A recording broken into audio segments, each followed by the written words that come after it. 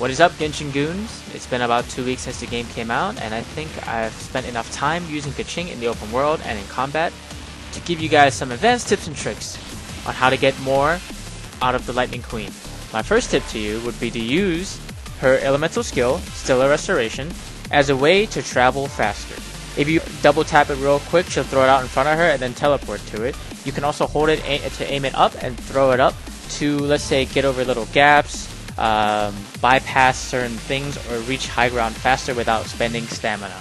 And it generally makes you go pretty fast if you use this correctly. And you can use it to clear time trials faster, like on screen.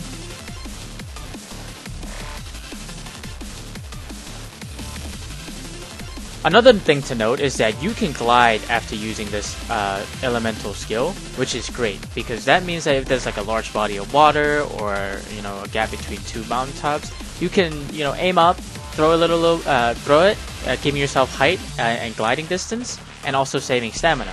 I used to use Venti for this, but I figured you actually gain horizontal distance with this elemental skill as opposed to Venti's elemental skill that you have to hold and charge, and it will lift up straight vertically.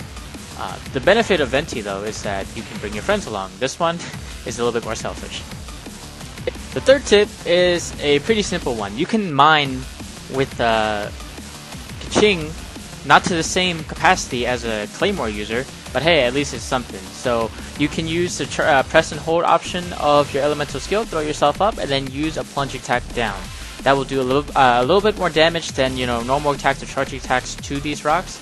Not as good as Geo, not as good as Claymore, but hey, it's something.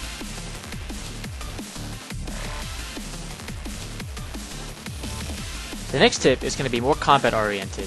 So, Keqing can throw herself up in the air using the press and hold elemental skill, allowing you to fight airborne enemies and hit weak points of the Ruin Guard and the Ruin Hunter as shown in the clip.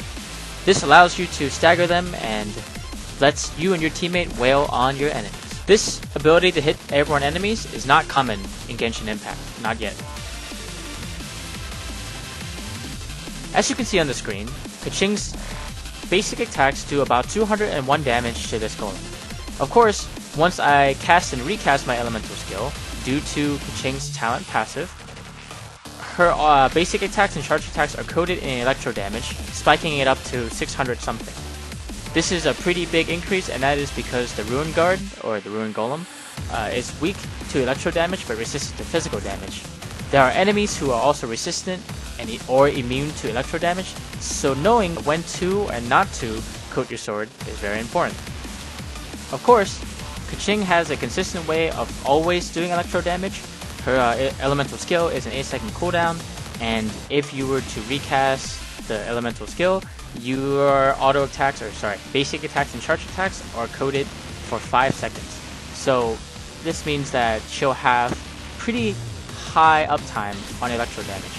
But of course, if you fight enemies that are resistant or immune to electro damage, there are ways of using certain artifact or weapon abilities that proc off elemental skill without coding your DPS in electro damage.